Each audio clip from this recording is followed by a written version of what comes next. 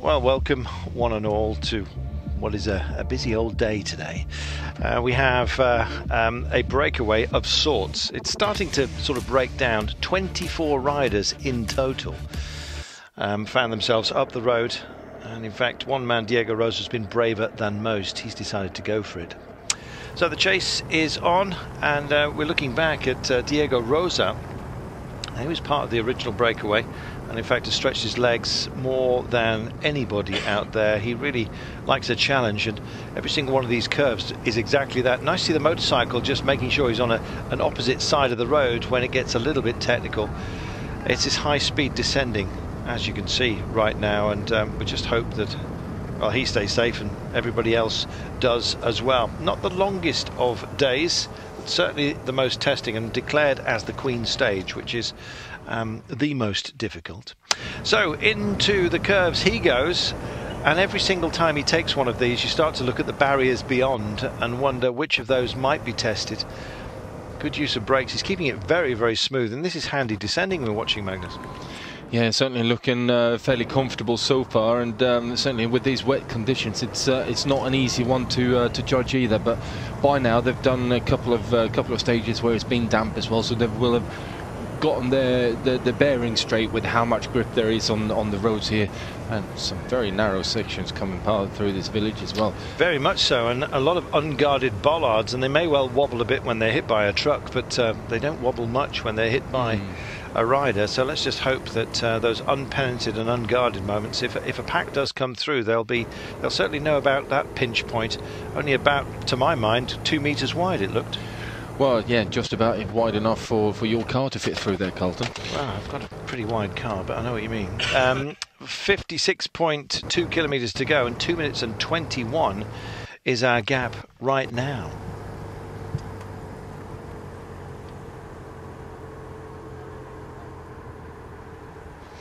So, a horrible day, Magnus, I think you might say, although some riders will welcome the rain. As we've said before, if you function well in it, you're well in it. The race day is. I certainly don't mind it, definitely not. Although when you're going up into the mountains and you start doing some of these big descents, then it tends to test your concentration level to another, to completely different level again. It's just so hard mentally to keep when you're doing, like they are here, 90 kilometers an hour down on a wet piece of road with a contact surface that's, you know, less than your little fingernail. It can be a bit sketchy. Yeah, somebody once described the contact points on if you've got decent pressure in your tyres as well, and generally you can't adjust them as you go along, as being like two wristwatches essentially. Your wristwatch strap is all your contact point is on the road when you're flying down there. That's about it. I think it's even less than that, to be honest with you. Yeah. It is certainly very, very small contact surface, and today though I think they would have adjusted for a certain amount of you know, wet weather and dropped some of the pressure out of the tyres just to get that bit more contact surface, but it still doesn't matter. And the problem that you got with whether you're riding disc brakes or standard rim brakes is that when you get into the point where it's cleared all the water on the rim, then all of a sudden the brakes grab a bit too hard, and that's when you tend to lock up and yeah, throw yourself on the ground. Well, there's no doubt that Jessing and Kelderman, to the forefront of Lotto Jumbo's thinking, this is what they're dealing with today, and to describe it as cruel would probably be quite accurate. The Uzatza at the very last has been used so many times, including the Vuelta in 2012. Once you go over the top, there's only final kilometre to go. Downhill, it's several turns as well involved, and that nasty right-hand over 100 metres. But as you can see, this shark's tooth profile is going to take pieces out of quite a few riders. Dan Martin has just abandoned Magnus as well. That's a shame. It is a shame, definitely. He's not alone today, is he? No, he's definitely not. There's quite a few riders who've abandoned today, but I also think because we've had some rather unpleasant weather for a couple of days. A few of them may be getting to that point where they're borderline sick, and also we've got to start thinking about it's not too far till the Ardennes Classics, so you need to make sure that you're 100% rested and fresh when you're getting into those to be performing at your best. So there's a lot of different equations to take into account here to get everything right. 6 minutes the gap back to the peloton right now, and you're looking at the peloton being led by Team Lotto Jumbo. 2 minutes and 23 to the main body of the breakaway. There are riders from that 24-man breakaway all over the place. In a happy place is Diego Rosa. He's up front just for now, and that's the declared advantage that he has over the chasers of just over 2 minutes, so he's done a good job.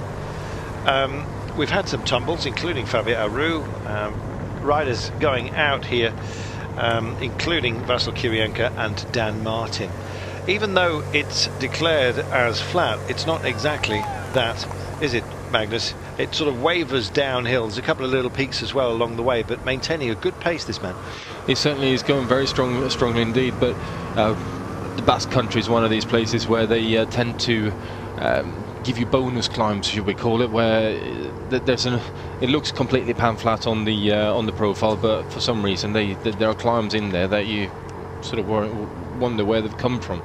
But nevertheless, Diego Rosa out here really looking strong and committed to this one, and could go long. It's not unheard of, although it's usually quite a narrower gap by the time we get there. Contador went solo in 2009. He had the beating of Cadel Evans by 8 seconds. Sammy Sanchez came home reasonably well in 09 and then thought, this is one I could deal with. He won it then in 2010, 2011 and 2012. And if you're thinking, I've heard that name before. Yes, he won yesterday, Magnus. He's on stellar form. He's certainly going very well indeed, and has looked okay for the last couple of races where I've seen him, but so nice to see Sammy Sanchez on the top of the podium. So the finish is known to many. Alejandro Valverde, of course, not here. He beat J-Rod, Joaquim Rodriguez, or Perito, some of you might know him as, Alberto Contador and Chris Froome that day in the Vuelta in 2012.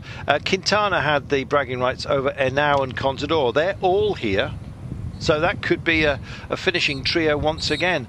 Keep yourselves away from the inside. I think that's how you make the transition and don't accidentally go the wrong way. Pennant Man and an arrow, just to make sure that everyone doesn't suffer brain fade along the way. Wout Poels won ahead of Alejandro Valverde by a margin of 12 seconds. Again, a good push in 2014, and last year it was Joaquim Rodriguez, although a closer affair. So it can be mixed, Magnus.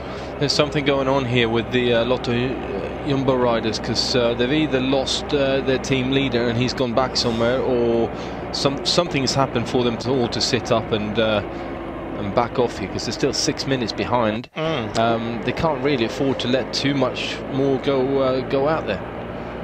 Well, that wasn't let circulate. That was just trying to shake some feeling back into the hands. It's cold out there and wet. Not nice.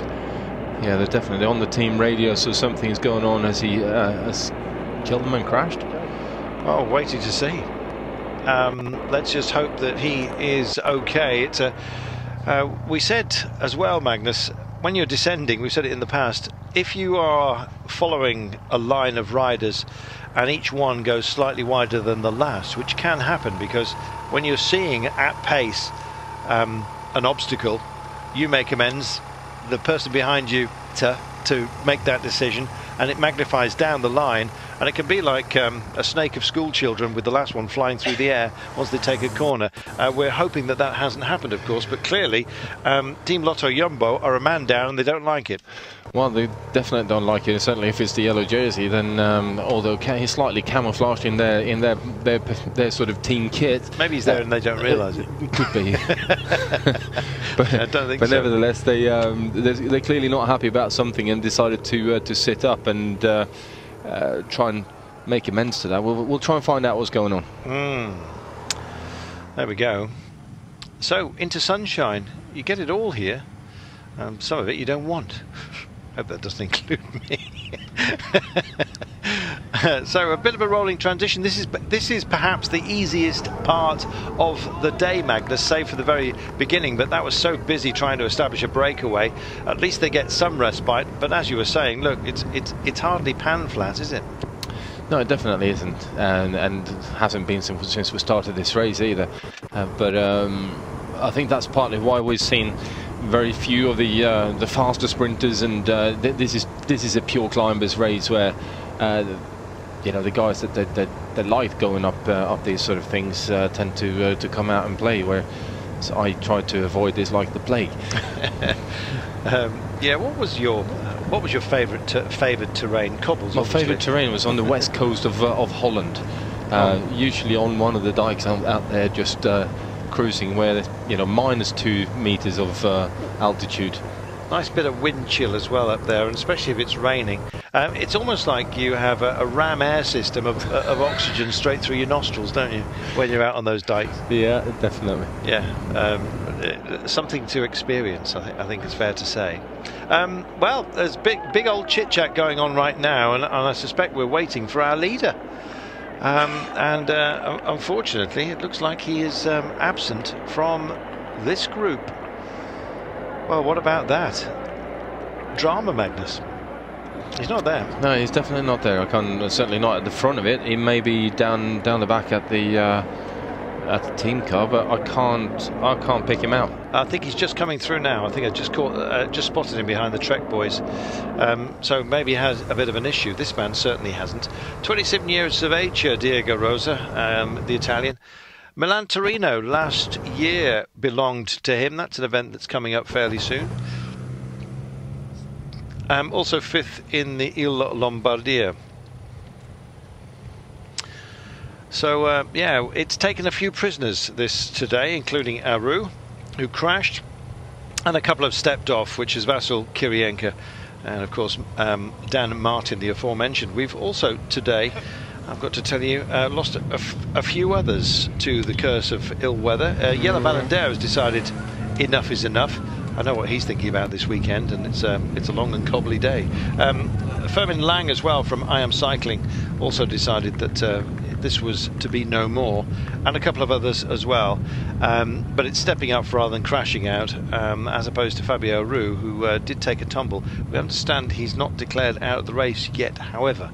47 kilometres remaining, 2 minutes and 18, Rosa's advantage over a select group of chasers, including 2 from Lotto Soudal. So they've got teammates. Nico Ede is here from Cofidis, he's nearest to us, and of course Carlos Verona from Ethics Quickstep. So they, plus this man, the remainders of a 24-man break. Welcome back. You're looking at the man who's leading on the road at the moment, Diego Rosa, and he's got a reasonably healthy advantage over the chasers. Couple of minutes over a determined push that's being led at the moment by Montfort and Arme, both of Lotto Soudal, with Verona of Ethics Quickstep for company. And you look at them right now, just taking off his rain vest is Nico Ede, also reasonable, of course, in this kind of scenario. Verona's the best placed of them, by the way, for Ethics Quickstep. You're looking at him as we speak. We had De Plus up the road as well. Sorry, De Plus. I've been You've been trying your Flemish out. I've been Frenchifying it, and I got a letter yesterday. Yeah, De Plus. Yes. No, apparently De Plus. Yeah, as in plus. Even hard plus will do better than plus. Anyway, I'm trying to remember. So Laurent De Plus, and he's 4 minutes and 4 down. So he's one of those that has eased back a little bit. Horrible conditions, as you can see, and there are the contact patches that we've been talking about, and there's the road. They've gone a bit art shot-tastic here, I'm afraid. As we look back, there we are. I think that's V for victory, as opposed to could you get out of my way. But I think he was eyeing up where he was going. yeah, which way should I take on? So today we have our breakaway, and further back, gosh, they really are. They've dipped into the art archive, as you can see. Feed time. Got to be careful having an open mouth on sort of dirty roads as we've got today, but difficult not to, quite frankly, with the efforts that they're having to put in. They've got some pretty special gears on for today's race, that's for sure. It's been some time since I've seen those kind of rear sprockets there going up to closer to 30 on some of them, and that's a pretty small gear for a professional bike rider to have on the back. It's about the final climb, Magnus, which has been looming large even before this race started. Everyone knows about this stage. It's been used so many times before. Just because they know what to expect doesn't mean to say that we might not see the unexpected.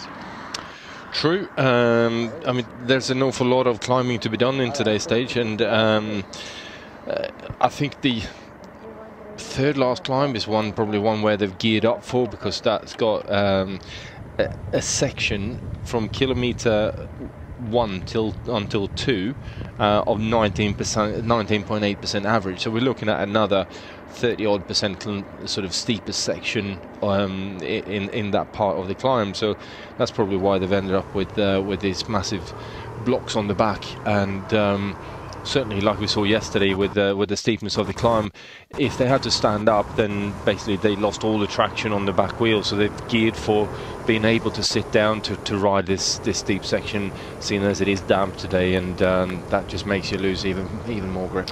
Well, we saw it now, didn't we, with his back wheel skittering all over the place as he tried to get the drive in.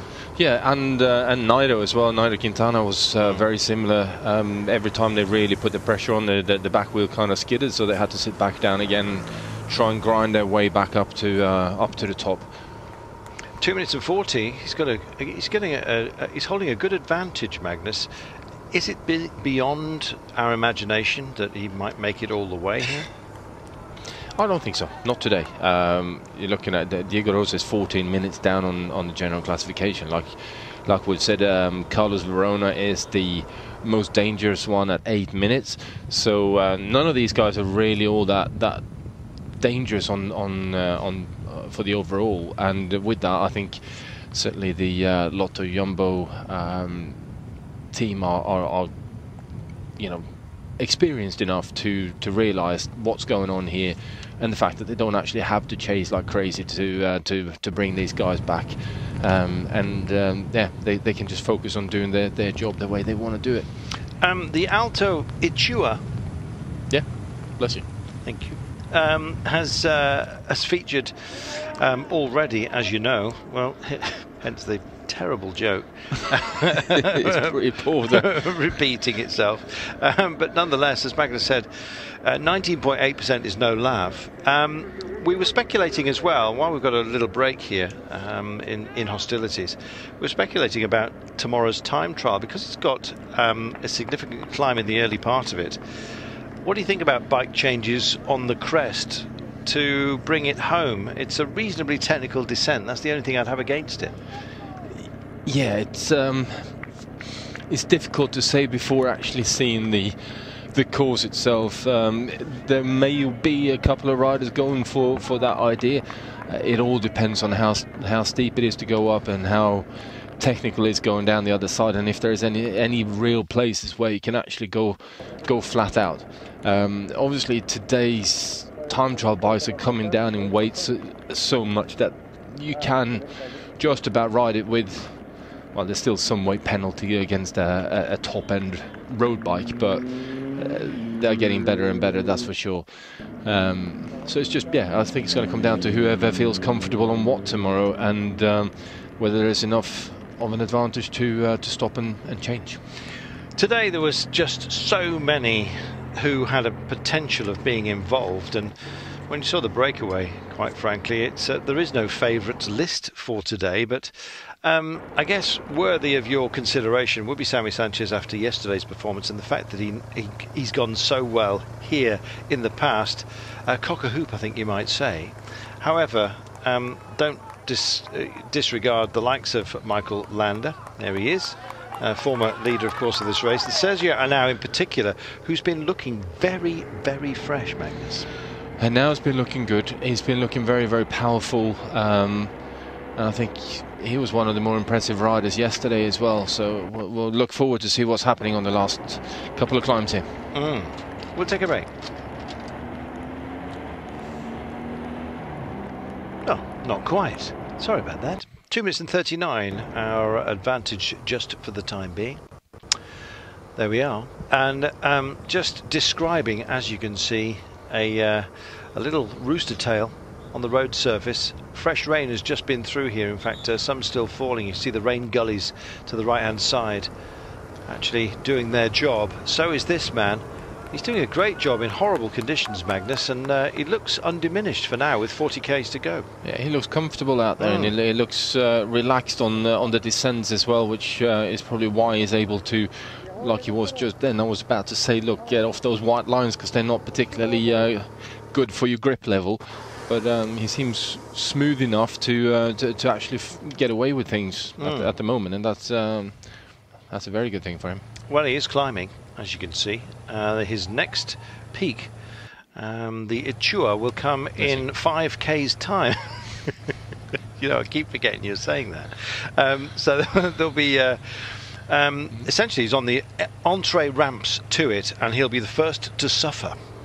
Yeah, he definitely will be, and like we said, that it is a monster of a climb.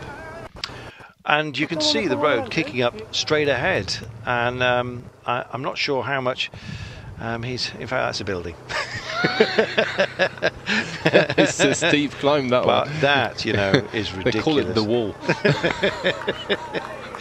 They call it the dairy, actually. But anyway, be kind. Look, if you really do look ahead, you can see the road starting to kick up, and his pace is going to move backwards very, very quickly. Thank you, by the way, for all of your kind thoughts on Twitter. A lot of you seem to be enjoying Magnus this week, and I'm glad for that. Some asking for beer tips. Yeah, well, drink beer if you like it, I think, is the only tip that you actually need, to be honest. But do so responsibly. Yes, of course. And there are, of course, non-alcoholic beverages available. We remind everybody. 2 minutes and 43. Is he having a laugh, Magnus?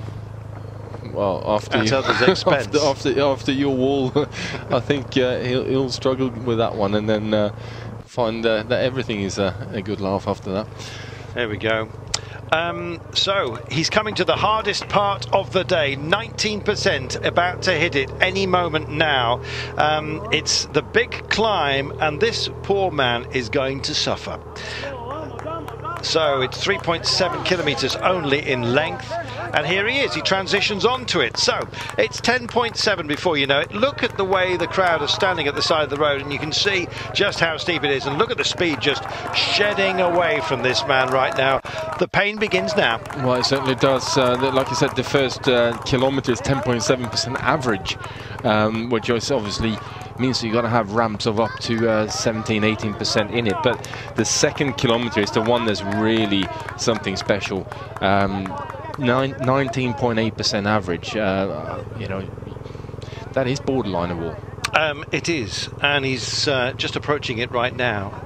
The breakaway is nearly 3 minutes down, so he's trying to carry as much momentum as he possibly could into this. Now there's a cheeky little flatter section that he's on right now, but there's the ticker telling you what incline he's dealing with. Yeah, exactly. It's flatter in this kind of terrain. Now these guys know what's approaching as well. Movistar want a piece of the day. They go onto the left-hand side of the road in order to make the transition. But check this, we are at pace now.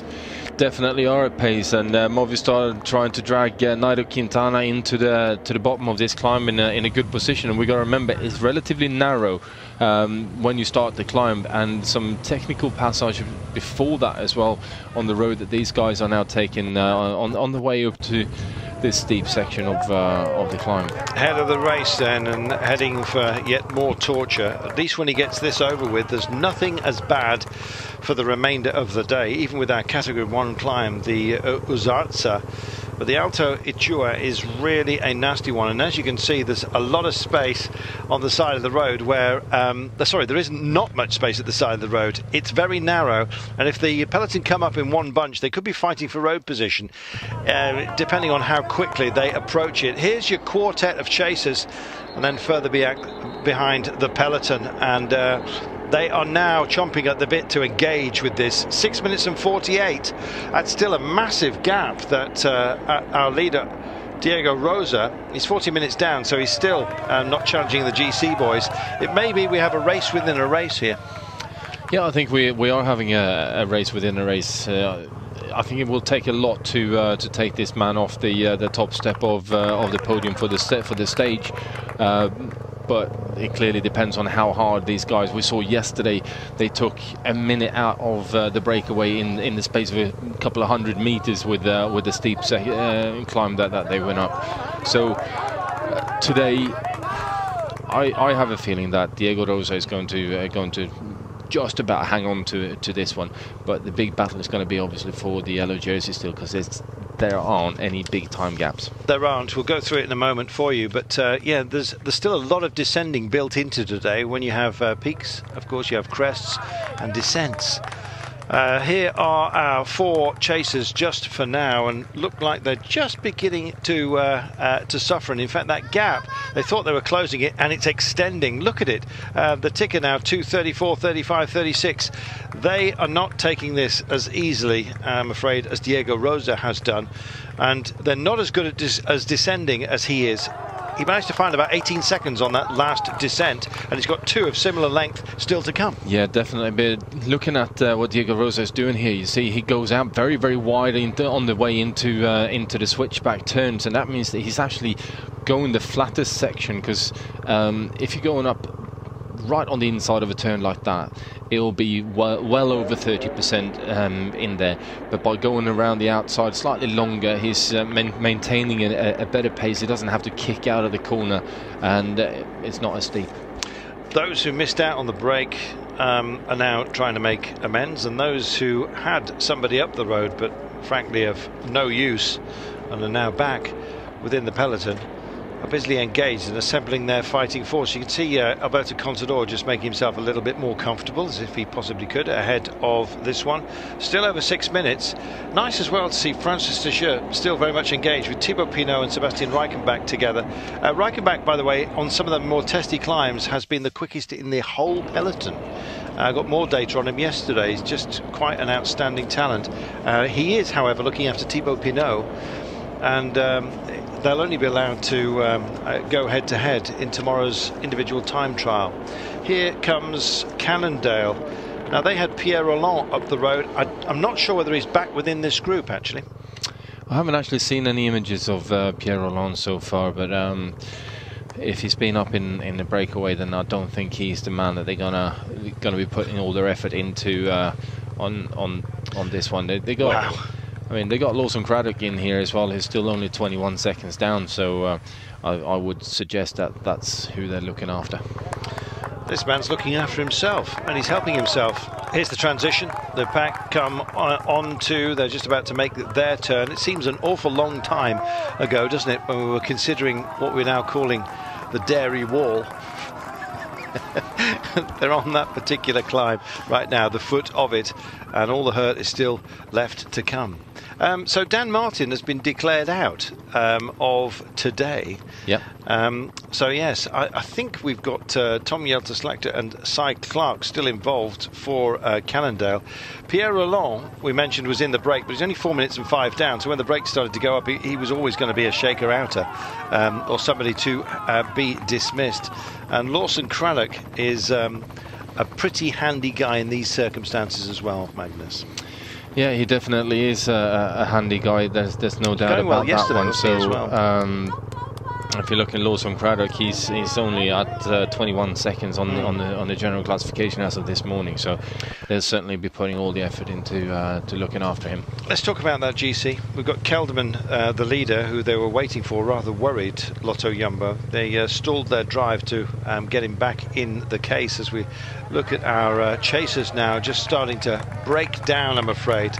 This is good work. This is Maxime Montfort who's pushing into the curve. Now, just how much longer have we got for Diego Rosa? He believes, and we're starting to as well, because he's nearly crested this, Magnus, and as soon as he does, he's going to be in a very pleasant place heading down the road. He's got 2Ks to go before he gets to a much happier scenario. He will have dealt with the major test of the day, and that's going to give him an extra boost. Yeah, and there's no doubt about that one, and a well-deserved physical rest by going down the mountain. But then obviously going straight back up another climb again, a bit like, yeah, this whole race is basically up or down all the time. It is. Lawson Craddock finished 9th yesterday, by the way, just edging Joaquin Rodriguez, who's won on this ascent. Sammy Sanchez, don't know whether he can repeat the feat, but you never know. You might see the golden boots being dragged home later on today. 37.8 kilometres is going to take quite some time because we've still got 2 major climbs, including the only categorised 1 today.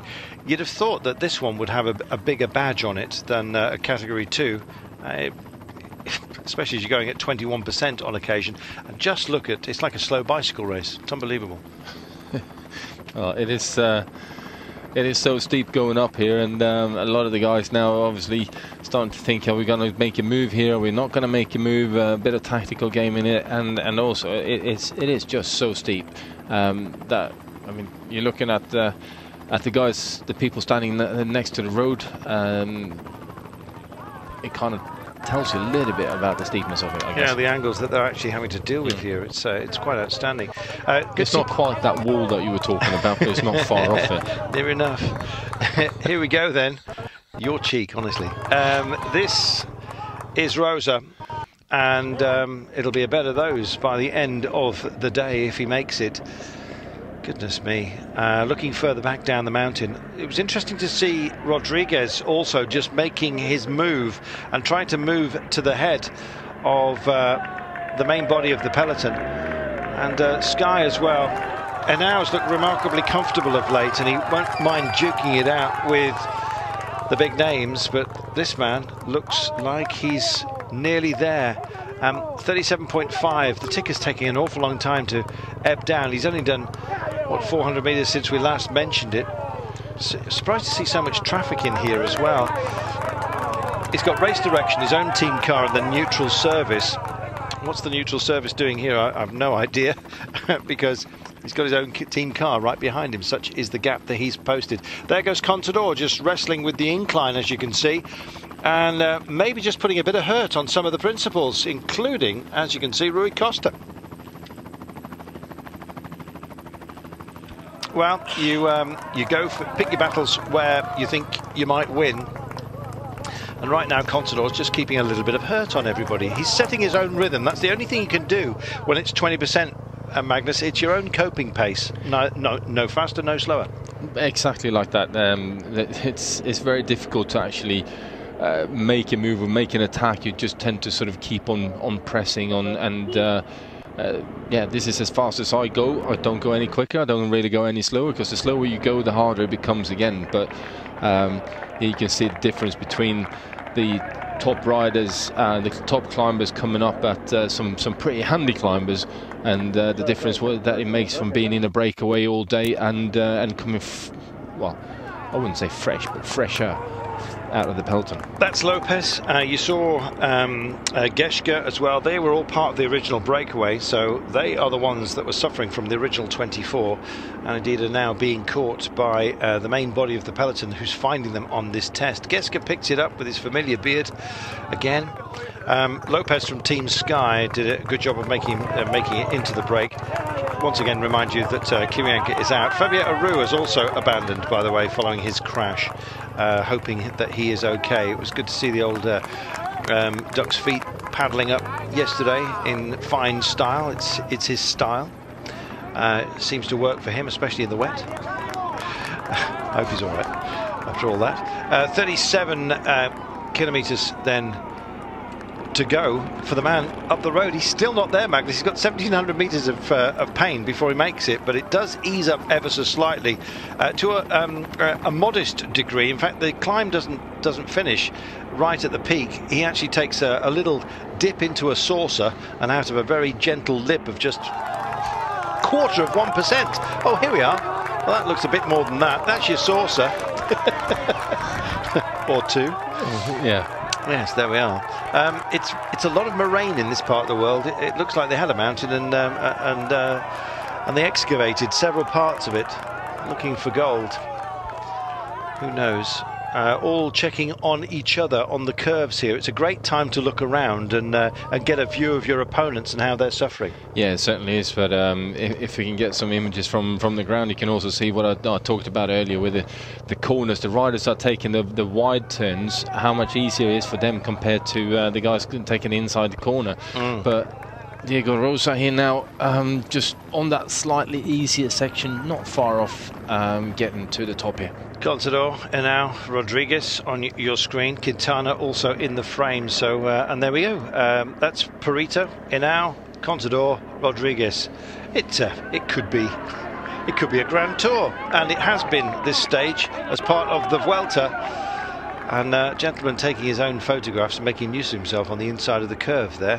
If he'd have taken out Perito, I think there would have been a different tasting chorizo available in the locale. 36.6 Ks to go, 3 minutes and 40, just shy of that, as you can see. And they're still wrestling it, and there is remaining as part of this group Pinot and Reichenbach. Paul Fearon says, do you think Sebastian Reichenbach will win a Grand Tour with Francis Desjeux, or does he need to change teams first? The word is that Reichenbach is going to be their principal rider. He's young enough to kind of wait and bide his time, so he's doing the job at the moment on behalf of Thibaut Pinot, who's an excellent time trialist. But don't forget, Sebastian Reichenbach got the better of him, and indeed many other good time trialists, in Tirreno Adriatico. So I still haven't got used to that whole word combination you put out there. In Thibaut Pinot and time trialing actually working well together.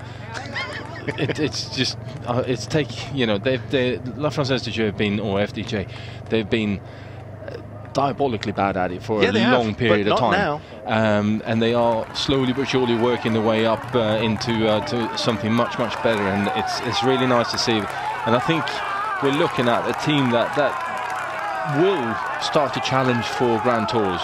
They need to, don't they? I wonder whether the Tour de France is going to be the right one for them to go and challenge for, because of the riders that we still have capable. Over the crest, he's dealt with the Ichua, and now he's got to play with the descent. And we know he plays very well at this particular game. He takes nothing. He's been well serviced. He doesn't need a bottle of warm Tianani. None of that. He's going for it on the descent. Now, who is this, Magnus? Dimension Data. It's not Steve-O again, surely. No. I didn't think so. Serge Pauls? Could be Pauls. We'll find out on the descent. It's hard with the rain gear, to be honest, because changes body shape apart from anything else. There we are, 3 minutes and 58 with 35 to go. They say a minute per 10k for in a break. When you're on your own, honestly, it's a more difficult task. However, when the terrain absolutely suits you, and it does so for our man Diego Rosa, we've seen his descending skills. He's on the descent right now, while everyone else is still busy climbing here, Magnus. Well, they are still very much busy climbing, and just keep trying to find out where Wilco Kelderman is in this bunch as well. I haven't actually seen the yellow jersey so far, but according to the race graphics, that's what we got. Is that Kelderman down there? That's just on the back of this group. Wow, 4 minutes now. He's having a laugh. Here we go. Let's wish him all the best, shall we? Because this is as brave a ride as you've seen for some time, Magnus. Yeah, and this is the difficulty with the descents as well, when it's just so narrow. You haven't got any runoff areas whatsoever, and the slightest mistake is very, very, very costly indeed. And all it takes is that you misread one of these corners, or you get a slight bit of a twitch on the white line when you come across it. That alters your apex, and you're then, trying to stay away from the vegetation. We're hearing trouble for Simon Yates as well on one of the descents, hoping that all is well a little bit further back. 4 minutes and 5 then is the gap. What can he find on this descent? I suspect probably a handful of seconds. He's maintaining it up the climbs and indeed enhancing it on the descents. He'll have a long way to go though, Magnus, our leader, who's up the road just for the time being. He's going to have, what, about 10 or 12 kilometres of climbing and a little bit of a descent at the end. Won't be bothered about that technical descent if it works out for him. Any news? News is that Simon Gerrans is also abandoned, as well as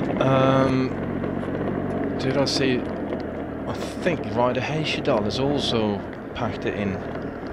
Wow, it's a tough day. Confirmed? Yes, Heyshedal? confirmed.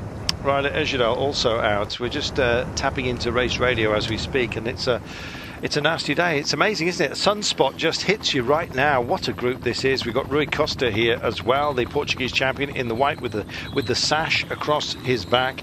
We've also got, I think that's Latour from AG Tour Le Mondial.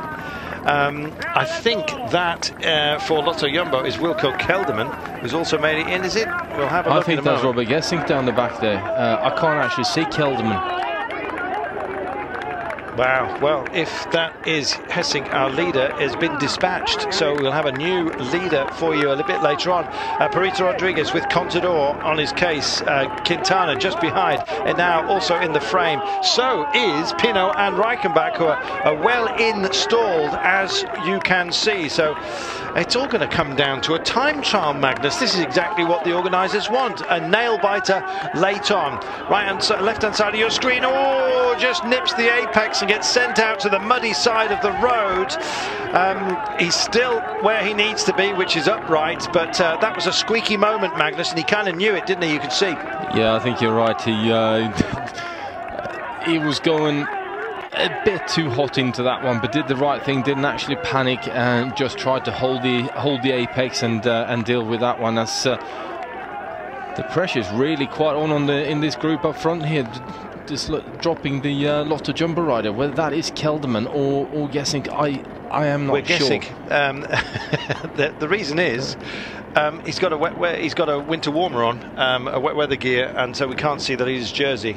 Although they were looking around earlier on, looking for Kelderman. So we'll assume it's about your thoughts, and we'll go with Gesink, but you'll forgive us if we amend ourselves, as we did with the Yates brothers the other day, but we're hearing that Simon has taken a tumble. I hope he's okay if that's the case. 4 minutes and 8. The good news for these guys is that they've dealt with the hurt.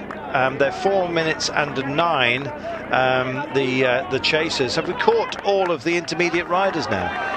Not quite. Not quite, I don't think. Not quite. No. So this is the head of a quality group that we're looking at. So it's essentially No, G3. we have actually. We have caught them all.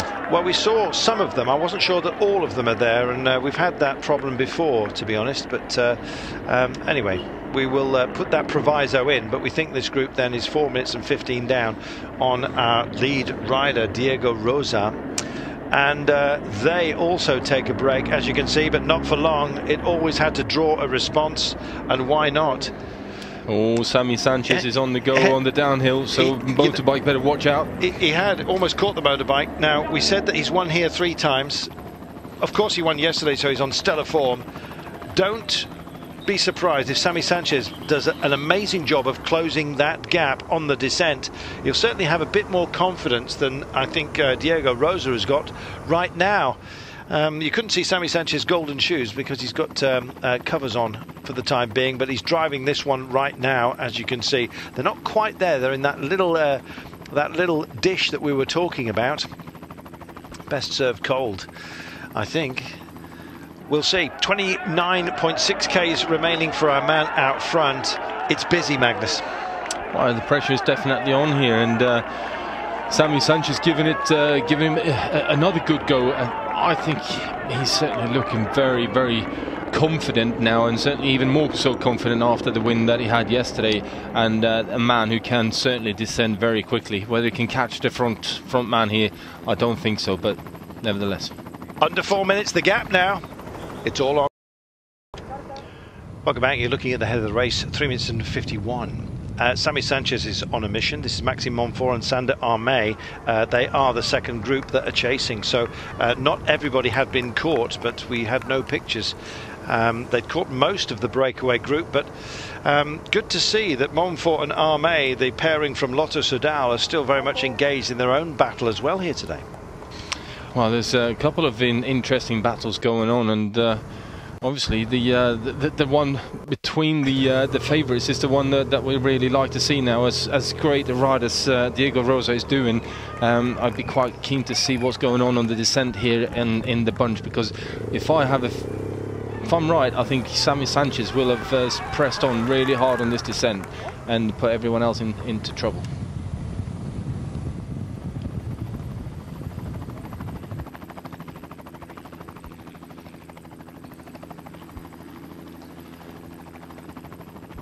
Welcome back.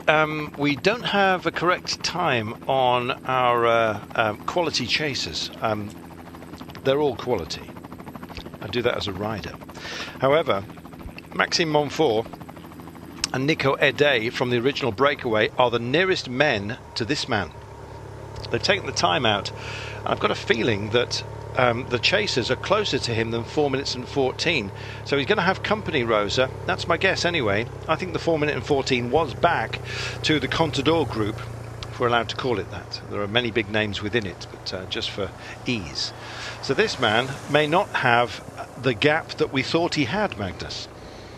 Well, we do know that we do know he's in the lead. We do know that he's in the lead. The satellite can be slightly, unreliable at points.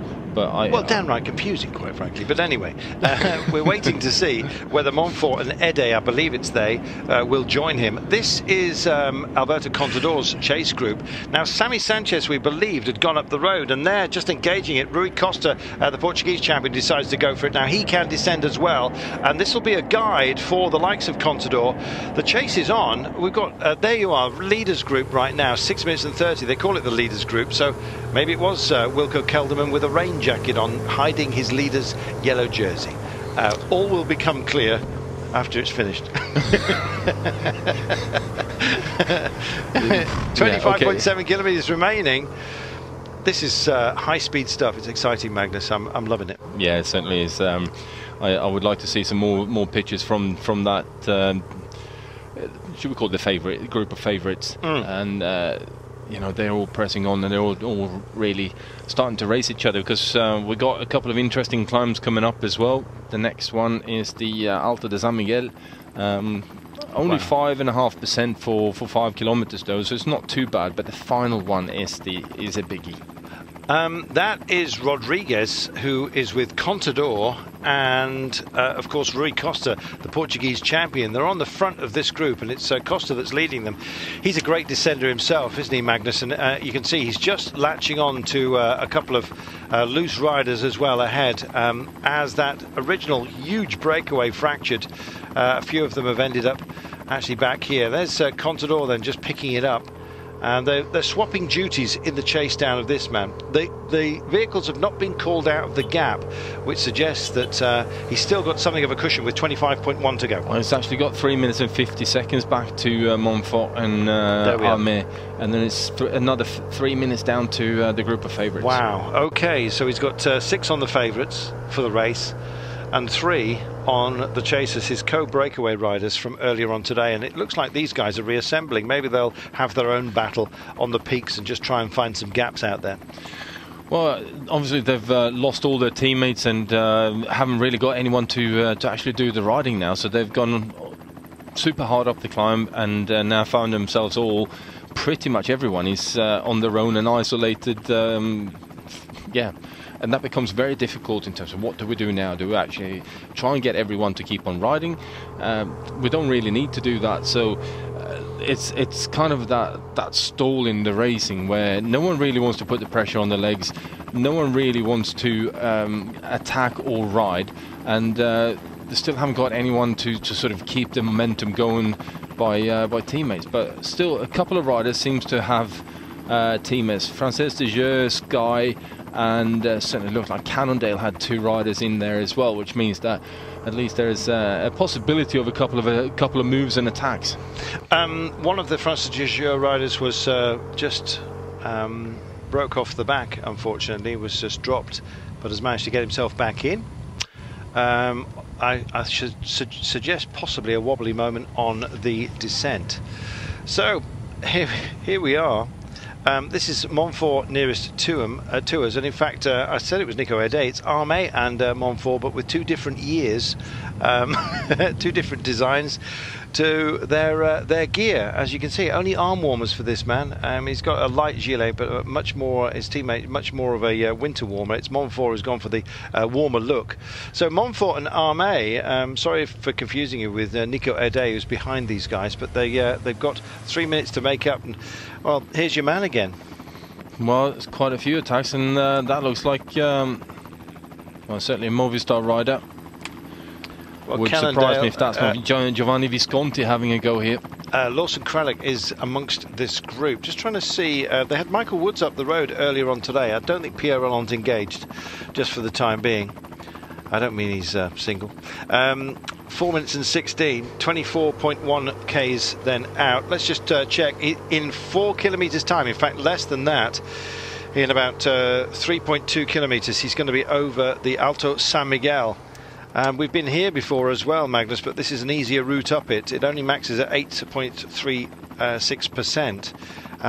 It's 4% for much of its distance, averaging out for the total length of the 5 that we're dealing with, 5 kilometres of climbing at 5.53. So he's within the body of this particular climb as it's categorised, and then as soon as he's dealt with that, he can just start thinking about the final peak today. Let's describe it.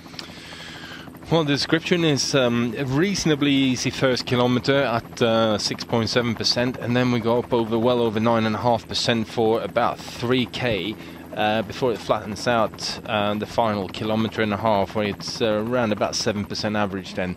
So definitely a difficult final climb, and the last kilometre of this climb is the hardest one as well, the one we're on right now, where it goes up to just over 8%. So yeah, relatively easy riding on the first part, and then is certainly steepens the final bit. You can see the secondary group here. They're 3 minutes down. In fact, it says 4 minutes and 15 now. I'm not sure whether those tickers are correct. There's Contador, who's actually just got rid of quite a bit of gear. As you can see, he looks the most ready of all of them. To go for it. He's down to just his standard jersey by the looks of things. His numbers are clearly visible. There is Rui Costa, the Portuguese champion, with that sash. There is Pino and Reichenbach. We've also got Parito, who's got help, which is good for him. Belkov, by the way, and Igor Zilin were up the road. They'd made it. We'll see whether Rodriguez can use his teammates. He's got 2 of them here, I believe, at his disposal, both ahead of him, just as we look down. 23 Ks remaining, and still it's a hard one to call, save for the fact that Rose has got a great chance of going for this. Well, the camera's just dropping down and checking a few out. Skies, Enau and Landa really wanted to get something out of today. I wonder whether that's going to be the case with the time trial coming up tomorrow. Well, I do wonder whether they're going to have the ability to go for this one, but because it's such a particular type of time trial, they may actually have an opportunity. And Sabi Sandio, who was following the Garmin, the Cannondale rider, has now picked up Mika Landa, who's attacked out of the favourites group, and this could become an interesting scenario. Very much could do. That is David Lopez, by the way, who was in the break earlier on, yes. And he's now relaying Michael Landa, as you can see, to try and get him up a little bit further up the road. So just easing off David Lopez, a good man to have as a satellite rider up the road from the original breakaway. So there's more breakaway men out there than we have been shown today, but with a group of 24, I think we absorbed about 14 to 18 of them, but still a few spare riders knocking around. And David Lopez, a great man to bridge over to and maybe just sacrifice himself for Michael Landa. That's the plan anyway. Yeah, I think that is the plan. Landa's just gone up the road there, and couldn't quite work out who the Cannondale rider was, but nevertheless, that's a strong trio there now that will no doubt keep on pressing on and see who they can pick up on the way. You can see from the... Sorry, Magnus. Well, the question is here now, who's going to respond in the group of favourites, because there aren't actually that many teams, like I just said, that have teammates in the mix, and with that, the favourites are going to have to start sort of trying to strike up collaborations and say, look, okay, we better work together to try and bring these guys back before we can start racing each other again. Landa starting the day 7 seconds down. Simon Clark. Cy Clark. Well, he's been one of my tagged riders for this year. I thought he would have won the Milan-San Remo, to be honest, or at least be very much in the frame. He did too, and then got knocked off on one of the curves. But this has kind of got a bit of a feel of that sort of day. All right, not the same run in, but you know what I mean. Plenty of tests along the way. A lot of descents where you've got to be on it. And he's a strong rider, isn't he, Cy Clark? I like him a lot. He certainly is a quality rider. There's no doubt about that. And you certainly have to be if you're at the pointy end of a bike race of this caliber, and on this type of course as well, then you're going well. I really think he could have done some proper damage on San Remo if he hadn't been tagged on one of those pesky hairpins. So many others suffered it, of course, and there's a lot of bad luck then. We throw our minds, of course, ever further forward to this coming weekend. Magnus Backstedt, a few years ago, thrived beautifully. Just about 12. Gosh, really, was it that long? Yeah, it's that long. My goodness, when Maggie raised his arms in a wobbly fashion, having done it, and then the late David Duffield put his arm around him. How welcome was that cuddle? Yeah, very welcome.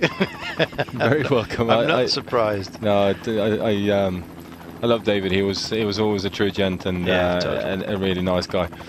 Lovely man indeed. Lost to us this year, unfortunately.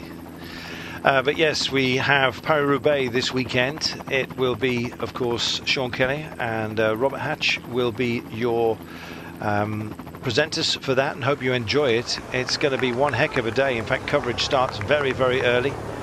Just takes the crest here, Uka Reggie.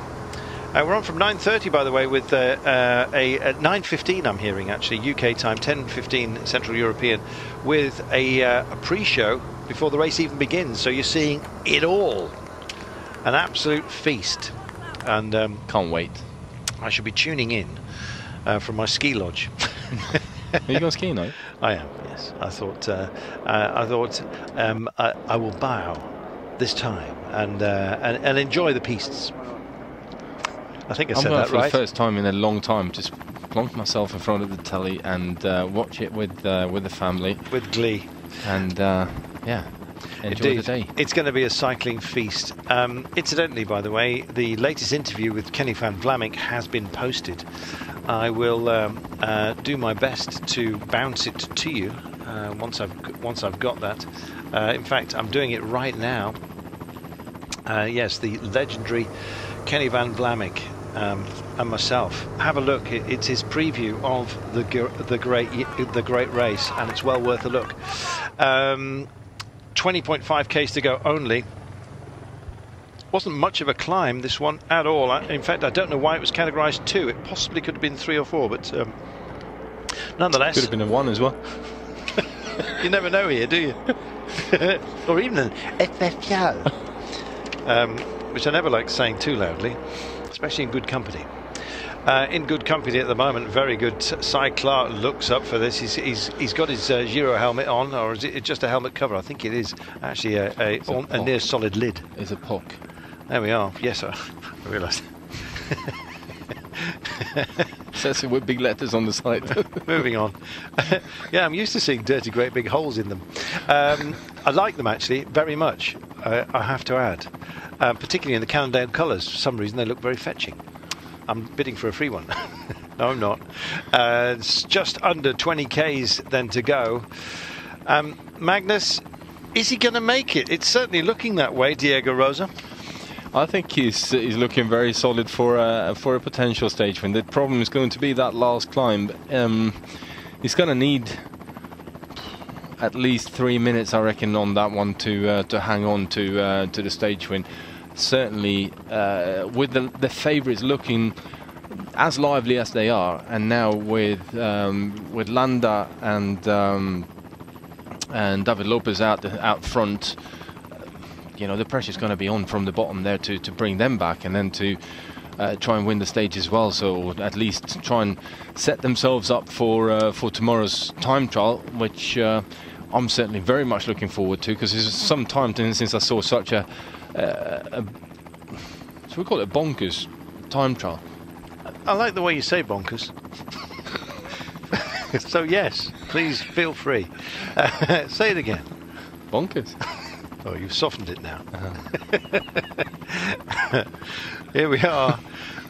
You'll forgive our mirth today. We're feeling D-Mob happy, to be honest. We're getting to the end of what has been a very, very tough race, and in fact, poor old Magnus has been locked with me for quite a few races in the top part of this season, haven't you? I'm due a rest and a community award. You are, yes, you are, or at least now you could probably go for so I don't know, special needs care, having been alongside me.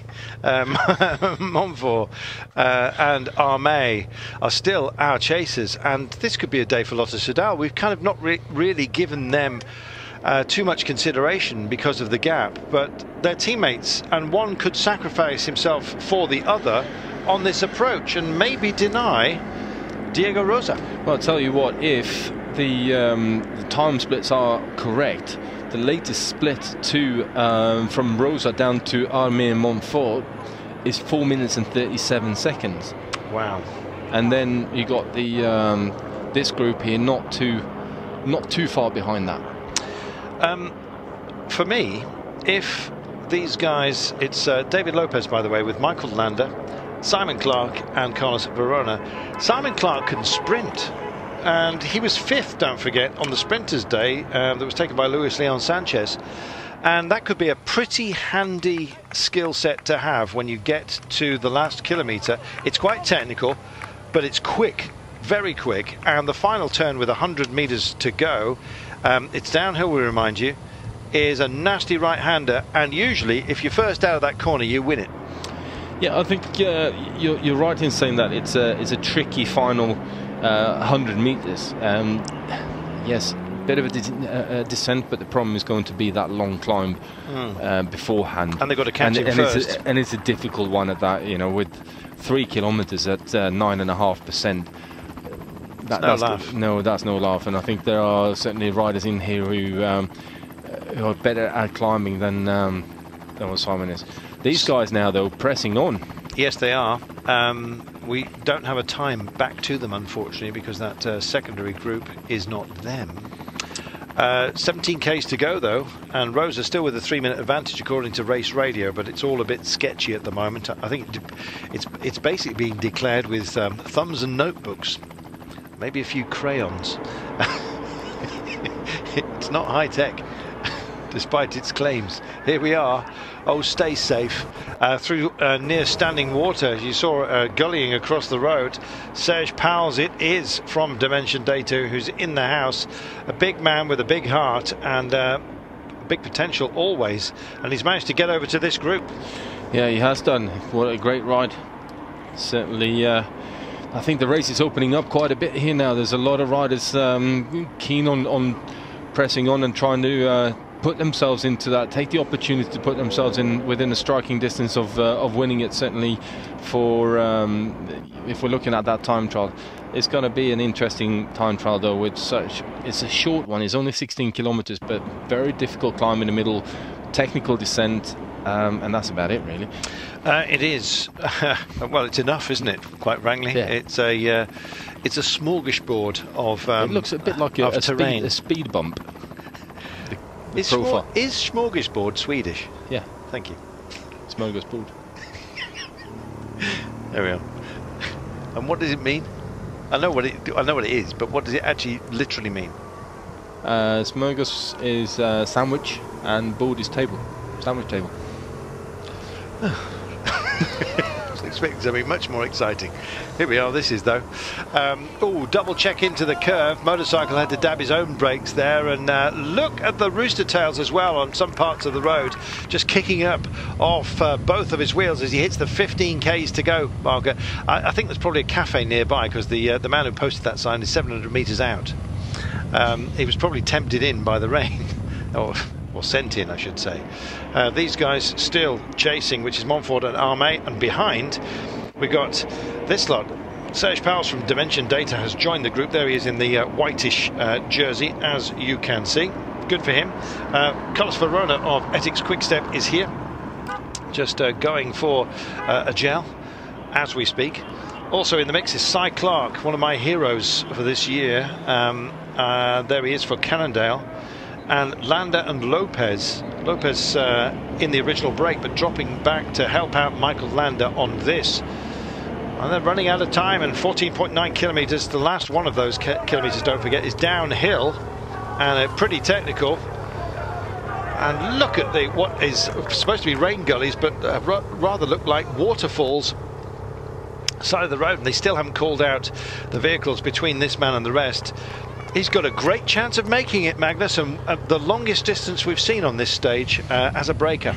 Well, definitely. I think he's looking very solid for the stage win. Like I said, the latest updates that we're getting here is that he's 4 minutes and 37 seconds down to the Lotto Soudal duo, and then a further couple of minutes down to the rest of the bunch. Wow. We'll take a break. Welcome back.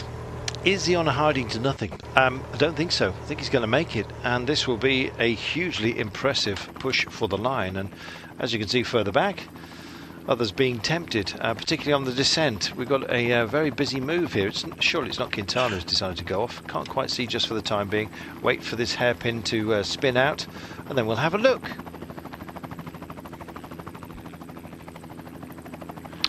Well, that wasn't a great corner, I'll give him that. That looks like Visconti to me, yes, to be honest. Indeed, and there's Quintana, who's still just behind Contador as we speak.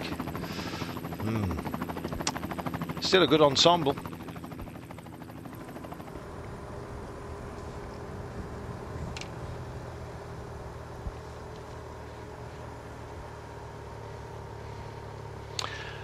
Magnus, this man is looking good for victory today. He's looking very solid out there. Very, very strong ride, and a gutsy ride to take it on for such a long way out. And he's clearly felt that he's got good form, good legs, and don't mind these conditions a bit. And I think for every time they're going downhill, he's actually stretching the advantage. The latest time gap we're getting is 4 minutes and 49 seconds down to the duo of Lotto Soudal there with Sandra Armé and Maxime Montfort, and then down 6 minutes and 8 seconds to the group that we're looking here now with Michael Landa, and then another 30 seconds or so down to the main peloton, which are 6 minutes and 40 seconds. To be honest, Magnus, I think the main worry would have just been that descent. Once he gets onto the climb, he's shown just how strong he is. He had to leave a very strong breakaway group earlier on today, and he sustained the gap. He's extended it on the descents, but it's hard to bet against him at the moment with the sort of declared gaps that we are finding. There's attempts within the main group of favourites here to try and pose some gaps going into tomorrow's time trial, but they're all marking each other reasonably well. Yeah, they are. There's a couple of them that are trying little bits, and I don't think we've seen the final battle in this group until we reach the finish line today, because there are so many guys here who are not confident in their time trialling ability, although it is a very special time trial. I reckon we're still going to see some fireworks. Il Gobaya is where we are. You can see how dirty the river looks because we've got a lot of runoff because of the rain that we've had. There's been a lot in this part of the world, which is why it's still so green, even though we're most of Spain is well and truly into spring sunshine. Everyone here wrapped up against the cold, most of the riders likewise. They'll be glad to dispatch this day. See the back of it. And this is Landa you're looking at right now. There he is, still with his teammate David Lopez, who was part of the original breakaway, working hard for him, but I'm afraid it's working for naught. This is the worry for those main contenders, because, of course, Landa started the day only 7 seconds down, Magnus. He can't be allowed to get too far up the road. No, and I think that's why we've seen a bit of reaction down in the in the bunch, if we can call it that. Certainly a very select front group.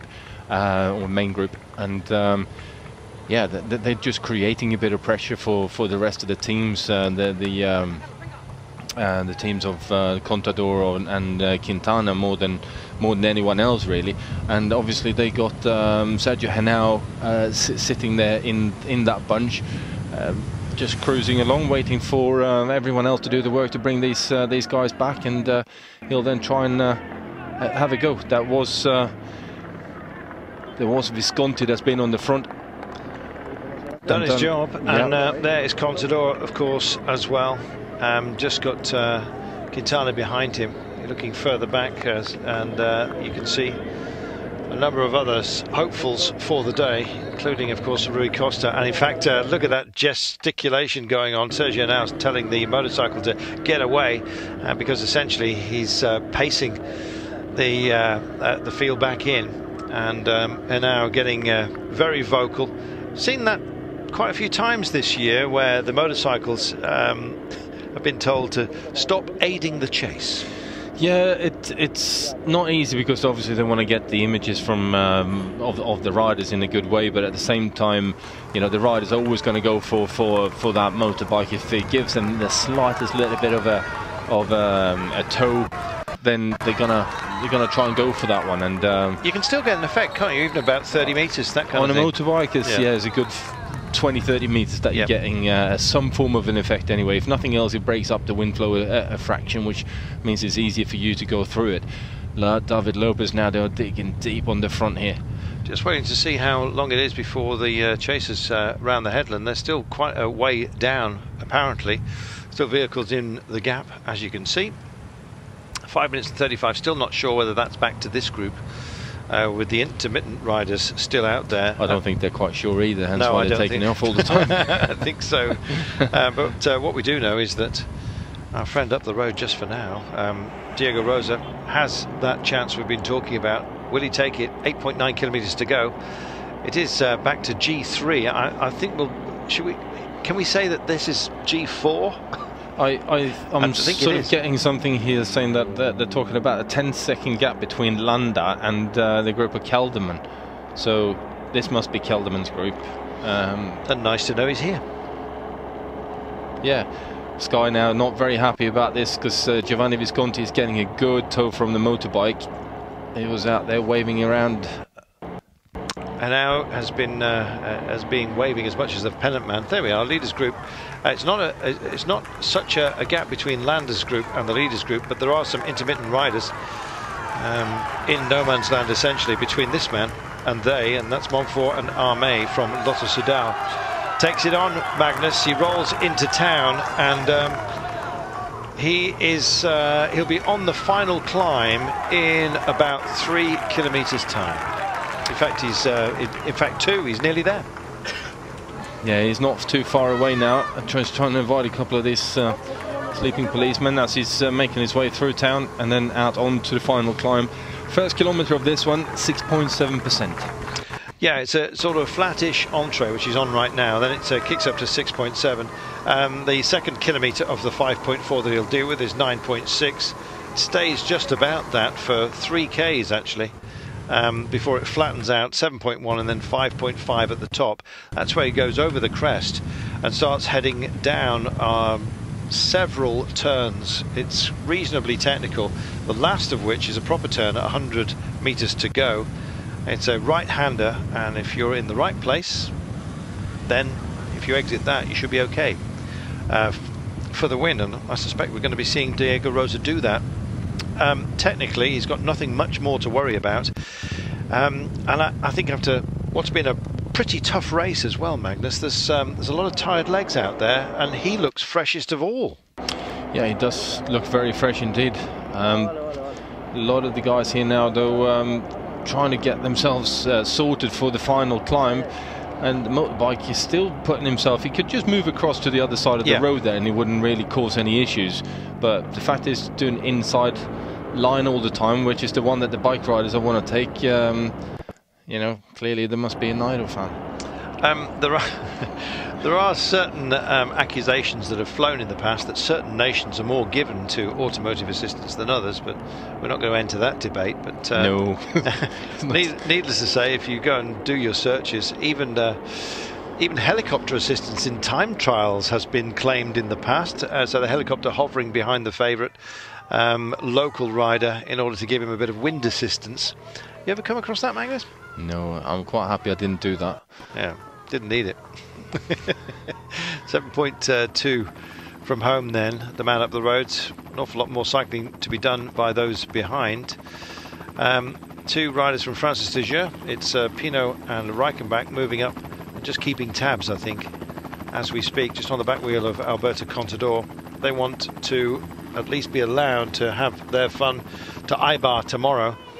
And the time trial, the bar is high, big climb and a long technical descent, so it may be a bike change tomorrow once we get to the hump. It's a huge sort of incline. What's the gain in altitude tomorrow on the time trial? It's quite significant, isn't it? I think it was around about 500 meters in 5 kilometers. There we are. Which suggests 10%. It's not really what you want on a time trialing bike, so you may see road bikes and then a bike switch on the peak. Some might ride them all the way, depending on how comfortable you are on machinery that is, of course, built for speed and not for comfort. 6.9 kilometers to go. That's tomorrow. This is now, and this is looking increasingly like our winner. The time gaps look good back to certainly to these guys. Haven't seen much of Montfort and Armé. Because there's no real tale to tell, I guess, until they start to approach. And our leader today has got a handsome advantage, it looks like. Wow, 6.7 to go of the grind. He's going to get there, I think, Magnus, but it's at what cost? I think he's going to be empty today. Well, I don't think it matters too much to him whether he's empty after today or not. You know, he'll ride through the time trial and be quite happy with life as it is. Yeah. Stage win is clearly very important for any rider in any team at this level of competition. So I think Diego Rosa is going to be pretty happy with himself. I'm looking at the hand gestures here. Can't tell much from it without a ventriloquist's doll on the end of it, but nonetheless, it looked like just certainly he was trying to calm the situation. Yeah, well, it's a question of staying calm and just working at your rate and not getting too excited and going too hard at the bottom of the climb, but just having that rhythm, finding the work rate where you know that you can sustain for the duration of the final climb here now. I mean, just letting them know that, look, you've still got a good buffer of time to sit on, so don't panic. It's all under control. There we are. Wise words from a DS. I recognised him actually. I think. Well, I don't want to say it, but you know the Nibali affair. With the auto assistance, I've got a feeling I've seen that man's face before. I'm not suggesting that it was he, but there we are. Moving on. 9.6 as a maximum. It's still no easy test, especially at the end of what's been a busy 5 days of racing, but he looks equal to the test, Magnus. Yeah, he's still going strong and still looking very composed indeed on the bike as well. Just working well, everything, you know, not labouring over the gear, and yeah, still keeping a good pace. Sorry about the picture breakdown. Hoping that it gets hooked back for you, as it does. Generally speaking, I think the pictures have been impeccable during this tour of the Basque Country. We've had some shaky events this year, quite literally visual-wise, but this has been very, very well covered, I think. Yeah, it certainly has been. We've unfortunately had some issues in the past on this particular race as well, but so far, so good. Yeah, very much so, and we like that, and we thank our host broadcasters for it. You watch, we'll come out and get a shocker tomorrow for the time trial. Let's not say that.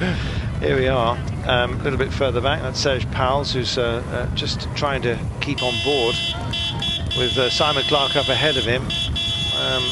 Cameras and security almost tangling with each other. There's not much road space there to play with. Here we go. Well, I think the motorbikes are trying to get themselves out of the way, because I don't think that the bunch is too far behind them. No, I don't think they are. But we've still got Montfort and Armé as well that remain unaccounted for, at least visually. This man's been filling our screens for quite some time, and he still remains reasonably comfortable by the looks of him. His best finishing position so far was into Lasca on stage 3 when he finished in 21st place. He's very much been looking after Fabio Roux, I guess, and of course Lopez, the principal favourites for Astana coming into this race. He went well in Valencia. He was 7th there, helped to be teed up by a good individual time trial. But look at this, Magnus. Yeah, there's not an awful lot of gap in between Landa and the group of the rest of the favourites. There's only about 15 seconds, and you could just about see them as well. So, yeah, the pressure's on. Yeah, the pressure is on, which is why there's been a proper response. It's good to see Simon Clark still going so well. There he is. Landa, they haven't ID'd Simon Clark on here for you, but we know it's him. 5.2, oh, they do now. Just under 5 minutes back to the third chasing group, which is these guys. And then, of course, close at hand, they also make the transition that we've just seen. So, yes, they're on the case. And Contador is now going to be on his own for this final climb. His help is now over. Well, I think Landa's done a very clever move there in letting David Lopez do all the work up until this point. And now he's kind of decided, OK, it's my turn to have a go. And I'm going to really press on here now and see how much pressure I can put on the rest of the favourites, because I'm still within striking distance of getting the yellow jersey here, and it does nothing else. He plays into the hands of Sergio Henao, and here we go. No, that's Sandra Armé. Montfort is just up the road. You're about absolutely 50 right. metres ahead. You're absolutely right. Thank you. I actually just saw. I thought we were actually further back down the mountain, to be honest. We just saw a catch. It was possibly Nicolas Ede from Cofidis, who'd remained up the road and was caught by our main favourites here. Just misreading the monitors. 4 minutes and 52 then. That's the advantage he's got, and it's a solid one. A minute almost per kilometre. Magnus, it's been a fantastic job by this man. He's done a great job, definitely done a great job, and it's not quite over just yet, but he's certainly doing a fantastic ride, and regardless of whether he would get caught on the top, I've got to take my hat off to the man. That's a gutsy rider he's done all day today. Certainly is. Well, he went brilliantly at the top of the year, as we mentioned, with Valencia, his first real test this year. That was back in February. He then did the Tour of the Algarve. He went well in the mountains there, but was clearly part of the engine room for his team. But today he's been allowed his head, and that was probably at the behest of Fabio Aru. Aru, it wasn't post the fall of Aru that he went, because he was already up the road and in the breakaway, which was an enormous one today. 24 riders went for it, and he, despite his diminutive form, head and shoulders above everybody, and away he went. He's still there. Can you tell me why Ethics Quickstep are riding on the front in the leaders group there? You tell me, Magnus. I can't quite work it out, because Ethics are still haven't got anyone in the general classification. They also haven't got well, I think they've still got Carlos Verona up there somewhere in the mix of things. So I can't quite work out why they're pressing going so hard on the front of this one at this stage. Unless Lawrence the Plus is still in the leaders group here and is looking good or feeling strong, because he's at 4 minutes on the general classification. That's the best they got. I think you found your answer, haven't you? With 4.4 kilometres to go. Spilak doing some work for Rodriguez, as you can see. There's Kelderman. And there is Kelderman, indeed in the leader's jersey, although you can't see much of it. He's got his cold weather gear still on. I think he's just actually stripped that off, and he's in the yellow jersey there now. It's just got such a white square in the middle of it. It looks like it's a white jersey. It's almost indistinct from the standard Lotto Jumbo yellow and white, but nonetheless, there you are. Leaders group then. There's Landers group. Nothing much to choose between them. However, it's all about one man, as you know, just for the time being, and nobody called out of that gap vehicle-wise, despite the fact we still believe we've got some solid chasers, but for how much longer? We're about to take an easier part of this climb, as if there were any, and now it's this secondary battle that we were talking about, just raging behind, and Contador is the first to break for it.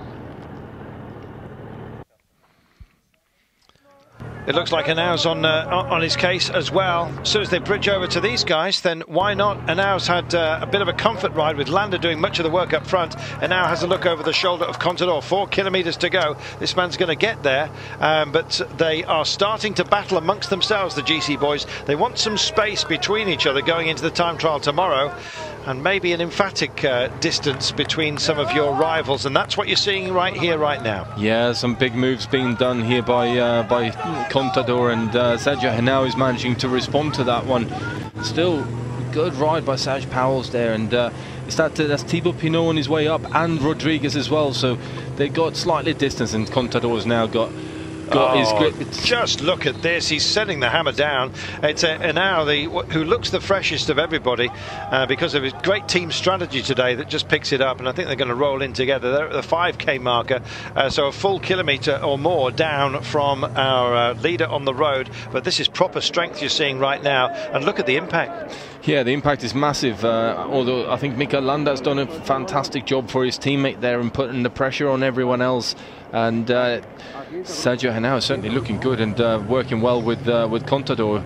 This is the chasing group then of Thibaut Pinot and Purito Rodriguez, defending champion. It is. Pinot hoped to go with this pairing, but just couldn't manage it. Henao and Contador then just selecting different sides of the road, and Contador not on the wheel because he wants the space to think about making a move. He does his familiar trademark stare into the eyes as he goes by. He does that so often. Just wants to read his man. I think it was a bit of a quick chat between the two there. I said, okay, let's keep on working on this one because we're actually pulling away from the rest of them. So right now it's a question of putting themselves in a safer position to at least have the top 2 steps of the podium at the end of tomorrow's stage, and then tomorrow they can battle it out then for the final. 1 top kilometer of the mountain. That's it, top of the mountain in 1 kilometer's time, and then he will have a joyful run home. This is significant, the gap that these guys are posting on those behind them. Let's remind you, Team Sky and Air Now, not to be his day, but 4 seconds down on the overall lead. And there we are, that's Reichenbach with Rui Costa, and the leader as we stand at the moment, Wilco Kelderman, in the yellow jersey there as well. And they're just getting back to these guys. This is impressive. Well, I wonder what's going on there, because certainly looking to me, it looked like these two were going very strongly indeed, and I wonder whether they're actually being caught back again. Well, we'll see. This man is just going to catch a victory, and what a superb effort. Listen to this. Venga, venga, they shout. And this young, well, not too young, but nonetheless, 27-year-old Italian hits the crest. Not quite there just yet, but certainly the road eases for him, and the inclines are coming down, and the crowd inclined to show their appreciation as well. What a great race this has been, and the Queen's stage has been dominated by one man. What a supreme individual performance this has been, Magnus. Yeah, it has been an absolutely outstanding ride that he's done all day. 3 kilometers to go now. He's almost there. In fact, it's virtually at the Flamme Rouge that it tips down. There is the banner, and there is the man who led this race coming into today. It is the leaders group. There is the yellow jersey, as you can see. He's in very, very good company with Rui Costa and the like. Contador and Henao trying to just make themselves a gap here, but it's a tenuous one as we speak. There's no doubt that who our leader and race winner is going to be, and these guys hit the 4k to go marker now. It's not the most punishing climb, Magnus, but it's turned out to be an emphatic win, albeit amongst the main favourites. No massive gaps today. When you say not the most punching climbs, it's not the longest of climbs, but it's certainly very, very steep. Anytime you got the majority of a climb being at 9.5%, that's pretty special to certainly in my book. Kelderman has been on the ground before. So maybe some rough stuff. That's what they were waiting for him on the descent. Yes, indeed. He's. That's why they were worried about him. They'd lost him on the descent, so he must have taken a fall, which actually underscores what he's done today. As he goes under the 4-kilometre banner, he's quite some way off Contador and Henao, but this man is almost at the top. Once he crests, then he can run in and take a famous victory, and it's going to be by a handsome margin as well, Magnus. Yeah, I think it's we're looking at a good couple of minutes that it's going to hold on to at least, and what a ride by Diego Rosa, and just shows what a bit of courage and a gutsy rider can do. This is amazing, isn't it? After such a race, they look amazingly relaxed here, Contador and Henao, and it's Reichenbach by the looks of things that's pushing on with Perito just behind, and that's a very, very good performance. If it is Reichenbach, then he must have done a great ride to get himself back onto Perito again, because last time I think it was actually Thibaut Pinot. We'll see at the end. Here we are then, and there is our leader, and indeed Landa, former leader. And this man, he won't be the leader today, but honestly, there'll be a huge cheer at the dinner table tonight for this man. What an amazing performance. Diego Rosa is going to bring this home in just 2 kilometers time. It doesn't matter how you write the script if you get the victory, but what a lonely tale this has been for this man. He's been out there for so much of the day alone. He's had to take the descents, which he's done brilliantly. He's had to engage the climbs again and again and again, 8 times in fact. It's been part of the breakaway. He's been determined, and that determination has paid off. There we are. That's going to be jersey handed over, I'm afraid, from Wilco Kelderman. And this now is turning out to be a race between this pair, and maybe the title beckons for one or other than when we get to the time trial tomorrow. The crowd then welcoming these guys, but only 1,500 metres remaining for the man who's going to win this day. I guess missed opportunities for some, but from the GC group, they've taken their chance, and this is Henao and Contador preparing themselves for overall victory tomorrow on the time trial. It'll be an exciting one, that's for sure, albeit only over 16.5 kilometres. So then, he now believes, and despite the grimace, I think that's partially a smile, and I'm not surprised. It'll be a face of relief and joy when he gets to the end. And Magnus, here's the Flamme Rouge for him. What a welcome sight. I think this will be a very welcome sight by Diego Rosa, and yeah, you can only applaud a man who's going out and giving it such a gutsy move and putting everything on the line. Right day to do it on, and the fact that there's so many guys now on big time gaps on the general classification, and it just means that you can do these kind of things. And I think it's just said a big thank you to his sport director for backing him up and giving him all the advice and the just keeping him calm all day as well. There we are. It is a team sport, but sometimes individual effort comes to the fore. He's making sure that all his gear is straightened as it should be for the photos at the end. 500 metres only. He's got a big right-hand turn with about 100 metres from the line. It's a little bit of twists and turns here, but he's got all the road to play with. Let's just hope he stays exactly where he is. Nice and safe on the run-in. Oh, look at the relief. It's washing over him already. 200 metres now from home. He's already celebrating. He can take his time. Well, time, not the most important thing for him. It was about the stage win. And all credit to Diego Rosa. What a day. Almost 4 hours and 20 minutes. And he's going to lift his bike and walk it over. Oh, what a sight. He had enough time to prepare that celebration, and it was special. Everybody applauding, and no surprise there. What a day for Diego Rosa. What a day for Diego Rosa. Yeah, that's a bit of a special winning salute, that is. Well, he didn't care about losing a few seconds on the gap.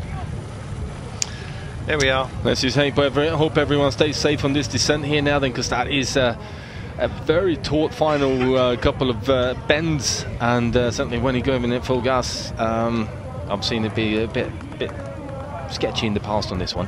Yes, indeed. They're still screaming at the finish line, but this day has been taken. There's the leader, a little bit further back, as you can see. Well, so many of the breakaway had hopes on the day. Only one man in the end made it on his lonesome. That's good enough for us, and it'll be more than good enough for Diego Rosa.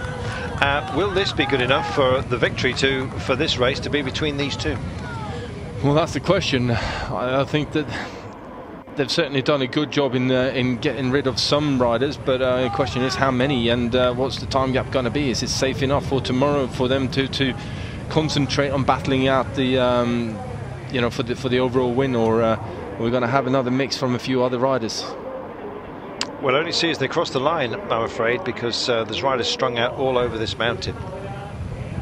You'll forgive us if the pictures haven't helped us today, and indeed no other data available as well as to the intermittent riders, but nonetheless, you know that Contador and Denau have posted a gap, but we'll get the time check for you in a moment. Still 2Ks remaining, and the Flamme Rouge has already fallen upon other riders ahead of them. That's got to hurt.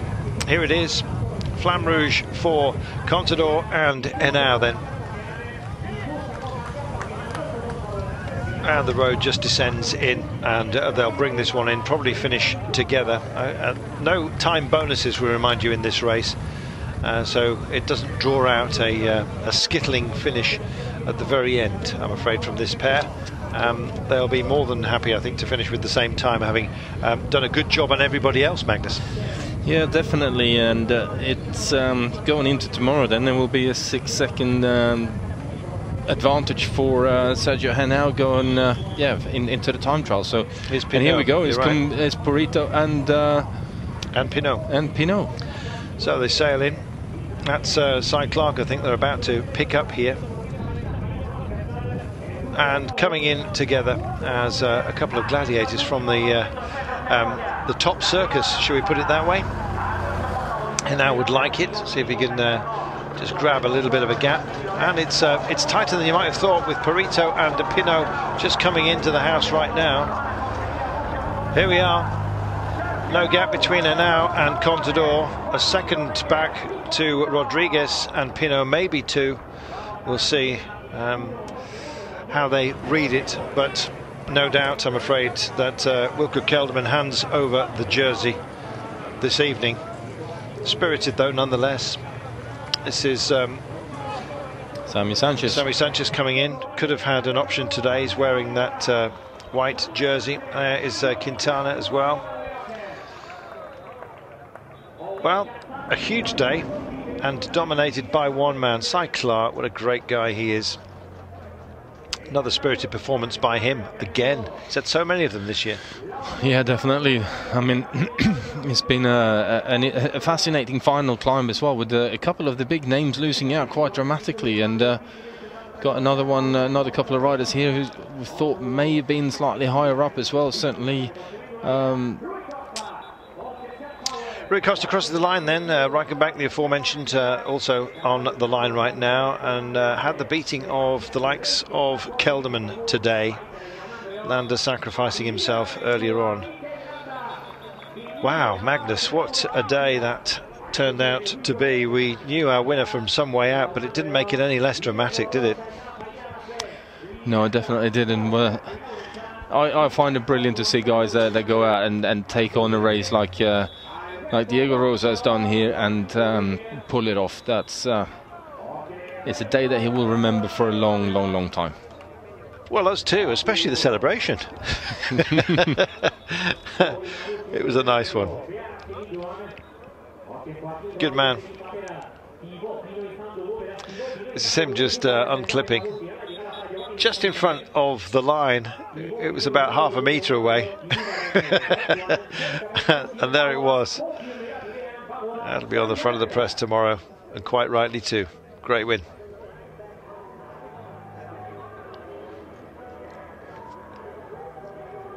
He's got good teeth. there is the man who unfortunately has to hand over the leader's jersey. Good effort by Wilco Kelderman on a difficult day. Not part, of course, of the original breakaway. None of the chasers were. This is how it finished. Rosa takes the day ahead of Henao and Contador. Rodriguez and Thibaut Pinot, your top 5. Just a couple of seconds between those contenders, as you can see. Let's have a look at some of the pain from those who've also finished just behind. And in fact, we're not going to be given that luxury of any more, I'm afraid, but we'll have our full results for you maybe in just a little while's time. We're going to take ourselves a brief break, and then we'll be back with the stack of how it stands up going into tomorrow's final stage in just a moment. Stay with us.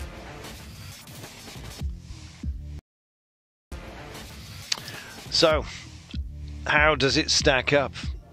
This is how it looks. Noah Quintana lost 38 seconds today, by the way. He's off the graphic you're looking at the moment. Lawson Craddock, a minute in deficit for him today. Reichenbach lost out a minute and 11.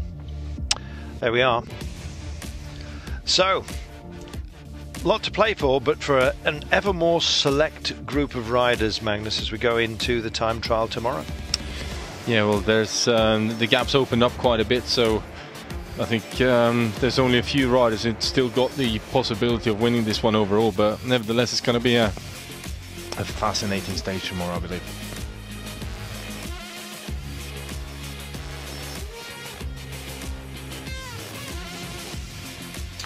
Quintana lost 38 seconds. We've just been tagged. Reichenbach a minute and 11.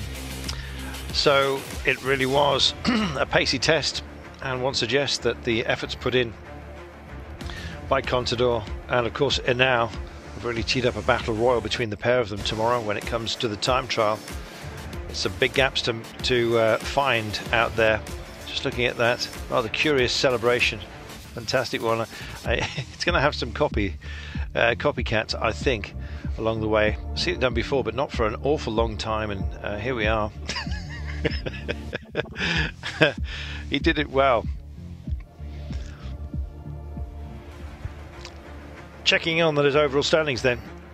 Sergio Luis Henao leads this race by a margin of 6 seconds over Contador. Pinot is 10 seconds back.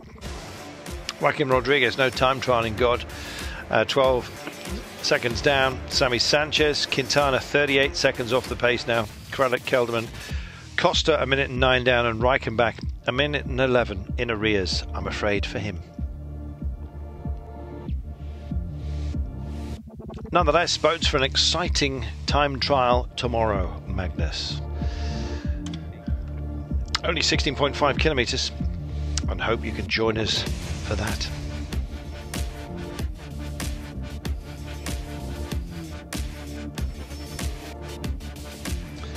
Magnus, it's been a fun race.